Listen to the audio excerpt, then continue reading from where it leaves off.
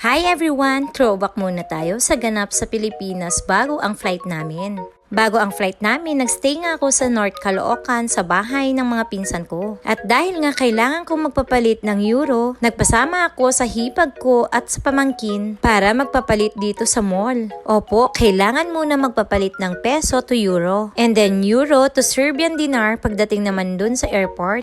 Airport na dito sa Serbia. So last minute banding na rin namin to ng pamangkin kong si Nicole. Habang naglalakad nga kami dito sa mall, marami siyang nakikitang mga ganito. Aba, talagang gusto niyang magpa-picture pero kailangan muna maghulog ng pera. And then yung bata nga, kaya tuwang-tuwa siya. Bata, kaya pagbigyan natin yung mga gusto niya. At alam nyo, ang galing din dito sa mall, hindi lang kasi iisa yung mascot na ganon. Maliban sa nauna, meron pa ditong kulay pink na panda. Syempre bata, talagang hindi to makakaligtas sa mga mata nila. Kitang-kita naman kung gaano katuwa tong Nicole namin. So ayan, lakad-lakad kami papasok ng mall. Nakailang tanong nga kami kung saan pwedeng magpapalit ng pera. Kaya talagang mahaba yung lakad-lakad moment namin. Wala nga talaga kaming mahanap na palitan sa Robinsons Nova. Kaya't naglakad kami at nag-tricycle na lang papunta dun sa SM Fairview. Sobrang init at hassle din sa pagtawid-tawid, kaya't nag-tricycle na nga lang din kami. Siya nga pala, Nicole, sorry at late upload na to ni tita. Ilang minuto lang at nakarating na din kami dito sa SM Fairview. Ewan ba namin at ang hirap maghanap ng palitan dito?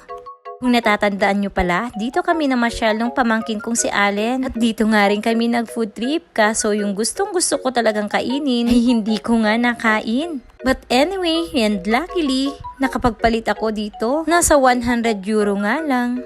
And guys, ito na yung sinasabi kong gusto kong kainin. Ang Japanese ramen. Sabi ko, gusto kong kumain nito bago ang flight ko. Wish granted dahil nilibre nga ako dito ng hipag ko. Shoyu ramen for me. Ito talaga yung weakness ko nun sa Japan. Yet minsan kahit walang budget nun at naamoy nga namin na bukas yung kapitbahay naming ramenan ay talagang mawawala ka sa budget. Kaya't salamat sa hipag ko at na-wish granted ako. Pati nga tong si Nicole ay nagustuhan nga niya yung lasa ng ramen. And maliban dun, may gyoza din kasama. Para talaga akong bumalik dun sa Japan. Kalasang-kalasa nito ang Ichiran ramen. And you know what? Yung kinakain namin na ramen dun sa Japan ay mas marami pa dito. Ang price niya is nasa 700 yen or nasa 320 pesos. Mga ganun. Ano ba yan? Natatakam na naman ako ngayon habang nagvo-voice over.